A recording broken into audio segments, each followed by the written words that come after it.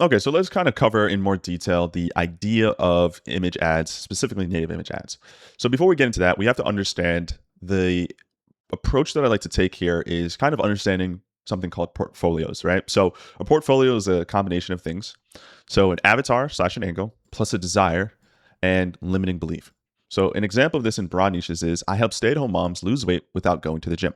So this is important to understand because when we create a long-form copy, a lot of the times, if you understand your avatar and their desires and the big problem or misconception or limiting belief that has been stopping them from accomplishing that desire, you a lot of times will be able to create really good copy and have a really good understanding of how you can penetrate the market. You can then later reflect this on your landing page, on your Shopify store, your pre-lander, which could be an avatorial listicle, which we'll talk about later down the line. But this is important, and this is just a brief overview of why the strategy works so well. We speak from a storytelling standpoint a lot of times when it comes to creating these long form pieces of copy, anywhere between 1,400 to 1,700 characters. And back in my first business back in the day, years ago, when I was selling info, this is one of the important things we actually helped establish with a lot of the online coaches we were working with. We helped them understand their who, what, where, or who, what, why. So I, a lot of times, reflect back on the marketing from those days because it's evergreen marketing strategies. Another example of this is I help high achieving women tone their body without fair public opinion. This is super important to understand because when you go to get ready to create your copy, you have to understand your target audience and understand how you can speak to them in a way that others are not. So these two headlines here are for this same product, right? It's a walking treadmill. It's a tool that allows you to work out, tone your body without having to go to the gym. So that you see how you can speak to two different types of people selling the exact same product. So back to the example here of the split test, right? When we create one CBO, we are going to do deep research and allow the deep research to do the work for us, but we're going to basically split test a minimum of 3 to 5 different ad sets. I always like to just do 5 to speak to people in a different way. And this is going to be important because a lot of the times, guys, you'll find out that a product isn't necessarily the problem. It could just be the marketing and the people you're going after. So this is going to allow us to basically identify, all right, we're going to run 5 different angles. If none of those angles work, man, maybe the product just sucks. But more times than not, if you find a good product that has a deep enough desire, you will find one of those 5 ad sets will start to get some buying intent. Now, I like to go after competitive or non-competitive niches that are very obscured. A lot of times are very small and tight knit.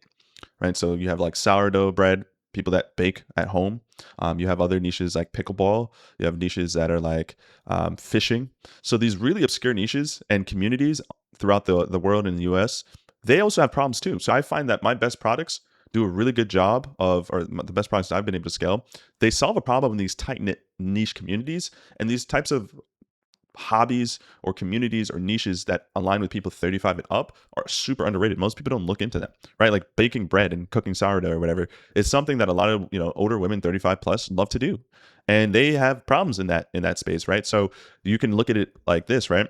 I help everyday bread lovers slice fresh sourdough evenly and safely without sawing back and forth and ruining the loaf. You might think that this problem here is not that big of a deal. Like, all right, bro, just get a regular knife and cut it. Like, what are we talking about? But when you have a audience of people that genuinely love what they do, are passionate about what they do, they will find solutions to that problem. Same thing here, right? I help home sourdough bakers achieve clean bakery quality slices without worrying about presenting ugly looking slices. To you and me, this probably is not that big of a pain. But to someone that cooks bread pretty often and something that they're passionate about, passion a lot of the times, if paired correctly, you can find a problem behind someone's passion. And that really, we're spending a lot of time talking about marketing, but also it talks about product selection as well. Think about that, right? Every single product that you're probably told to dropship is like skincare, hair care, these types of typical products that obviously have a lot of pain behind it, but there's also pain behind very passionate communities as well. So that's just a 50-foot overview. That's nothing to stress too much about, but this is just another example of real time what can happen if you create really good copy and speak to a certain type of customer avatar. Now, to the actual visible representation or visual representation, these are just some screenshots from some native image ads I've ran in the past. And I want to talk to you guys about what can make this work really well for you and the biggest components that make this work. So the first thing is a strong preview hook. Your hook should feel like a cliffhanger trying to reel someone in. It has to be good enough to get a complete stranger to stop the scroll, but it shouldn't be too clickbaity, and you don't want to attract low quality leads. So I've seen people generate native image ads, and there will be a separate section on how to generate good images, but they have people just that are in pain, crying. You can tell the images don't look real. They look, the face and skin is too smooth because they're using ChatGPT or Nana Banana to generate the images instead of Hicksville Soul. But they have these like really like disturbing images that just almost don't look realistic. Actually, they very well in most cases don't look realistic. And that is exactly why their CPMs are really high, their CPCs are really high, because it's actually not native to the feed. I won't stress too much about this because there will be a whole separate training on the qualifications of creating really good images. But just as a 50-foot overview, which these first two trainings are all about, just giving you a quick synopsis, you want to make sure your images are just natural. They should look and appear like someone really took them, and they should align with what people normally see on Facebook. Not these like crazy, like my knee is broken and twisted backwards, or I have a big gash on my face, or I'm crying and I'm tears falling down my face. That like my best images, my best native images and ads were like these basic images here. Right, this is actually one of my best images when I was running Hellovin, scaled to 5K a day with this simple native image ad. If you aren't aware, Facebook is a cesspool for engagement. So meaning, in other words, a lot of low quality leads like to engage with stuff on Facebook. So that's another thing too, right? Like you think you're trying to be super sensational so you can cut your cost per click down and your CPMs down. But yeah, you might actually get your ad metrics down, but your conversions rate might not be good because you are attracting the wrong people.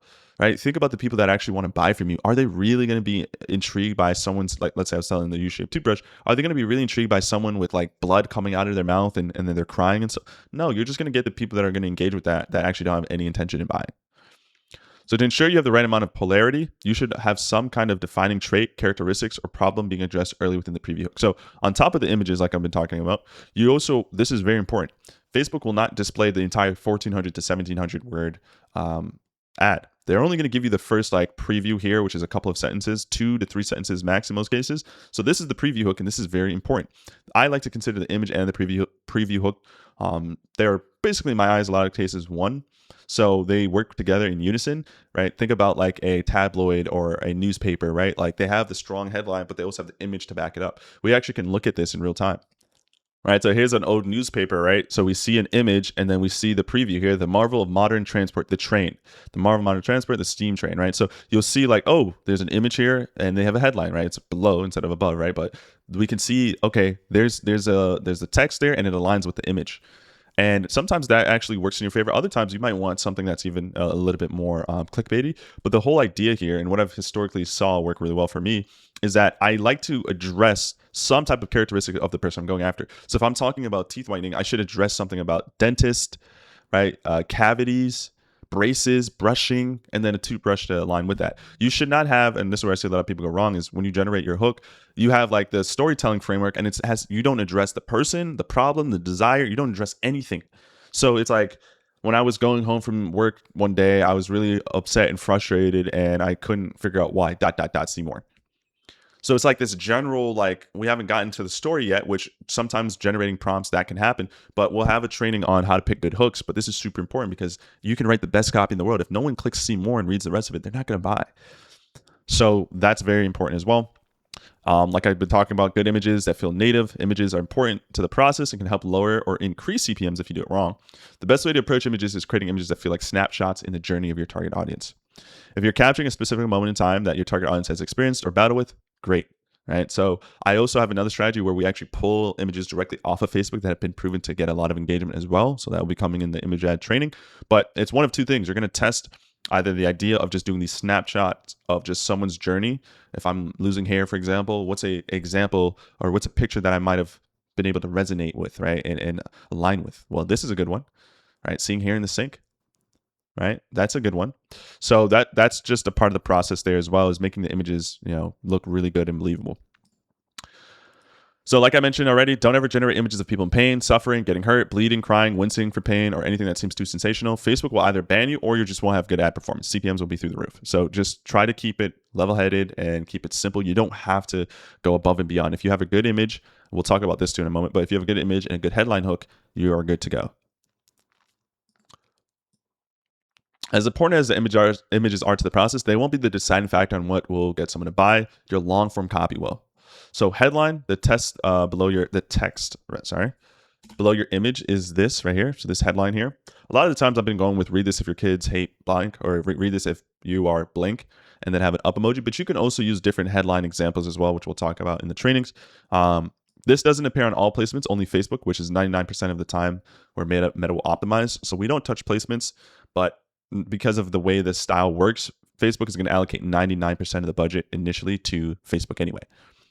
This should be simple and it should not be too long where it gets cut off, right? So this should not be like really, really long where it gets cut off. And keep in mind, this is a mobile preview, which 99% of your customers will be on mobile. You can either do read this if you are a blank statement or a bold claim like 99% of stay-at-home moms need this, ... Keep it short, keep it simple, but also, again, address a characteristic of that person. The more targeting we have here, like small characteristics and targeting that we have here, the more Facebook will filter out the people that that doesn't align with, and the more the right people will see the ad.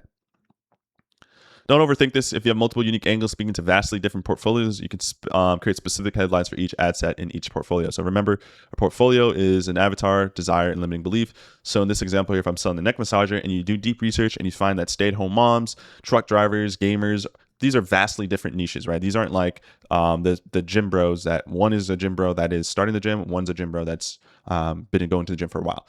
Those are kind of similar niches, but the stay-at-home mom, the truck driver, those are vastly different niches. So your headline, we may need to put a split test on each ad set that aligns with that person, and that's fine. So some additional notes before we finally get into the prompts and all the deep research. We also launch straight into a product page first, then create an avatorial after we've developed a winning angle. 3 consecutive days of a 3x ROAS or higher, that's good. That means you can start getting ready to launch an avatorial. Note, we don't create the avatorial first, and no, we don't create 5 avatorials and split test them. That is just way too much work to create an avatorial. Avatorials are just long pieces of a copy as well, but on a pre-landing page. And that is the next step to scale. But we can't create that avatorial until we find a winning angle. Imagine now, right? We are trying to dropship this neck massager, which, by the way, this is a horrible product to dropship in 2026. But let's say, hypothetically speaking, we're trying to dropship this. It's the super competitive product. And we have stay-at-home moms, truck drivers, whatever, right? 5 vastly different ad sets. If you were to create an avatorial first, we don't know. We have no idea which of those angles is most likely to be profitable for you. So you would have created an avatorial that speaks to stay-at-home moms, but what if truck drivers are actually the more profitable angles? It makes sense to just test the copy, test the angle, and go straight to a product page first, which happens all the time. It's what we do to scale initially. And then after you've built consistency and you've clearly found a winning angle, then you build an avatorial. All right, so don't build 5 avatorials, test 5. That's just a complete waste of time. Avatorials take so much time. You might as well just create the long form copy, create the images, and then go from there. And yes, people will read 1,400 to 1,700 words if your copy is actually good. We should be marketing towards an older audience of people who will still read long form copy. And yes, you'll get a couple of comments of people that say, hey, this is way too long. I'm not reading this. Just ignore them. They weren't the right people anyway. Or maybe they were. Who cares? We're not going to optimize for just one feedback or one person's feedback. That's just stupid. There's this thing in marketing, a concept that we talk about. Optimize based on what your customers say, not the people that didn't buy. So if someone's commenting and saying, hey, this is interesting, but it's really long, I can't get through this, don't worry about what they have to say. Worry about the people that add to cart. Worry about the people that initiated checkout. Worry about the people that bought. Think about those people and how we can get more of those people, not the people that don't have the time to read some copy. They're already scrolling on Facebook anyway. So why don't they have the time? They're already wasting time anyway. So don't message me saying, Alex, should I cut this in half into 700 words? You could definitely test some shorter copy if you want to, but now you could be optimizing for the wrong type of person now. Think about it. Someone that's willing to read this amount of copy probably are going to be a better quality lead anyway and can scale up for you anyway. Just saying. So the checklist is simple. We're going to do some deep research prompts. We're going to come up with our 5 winning angles here under the Deep Research Master Guide. And then from there, we now need to generate some, actually, we're going to create copy first. Then we're going to create long form copy. Then we're going to generate some images. I have generated 3 native images, 3 article images. Go to the training. I don't think I'm going to follow this exact formula, but we're going to just generate images. You'll see what I mean when you get there. And then you're just going to structure and line up your campaign to be prepared to launch straight to a product page. Right? We do product page first. Once we find a winning angle, if we find a winning angle with that product, then we can create a separate campaign to do an avatorial. Okay, so to follow the instructions, you're going to go here. Well, you're just going to go to the next training, and then I'll explain all this stuff in detail. So yeah, see you guys in the next training.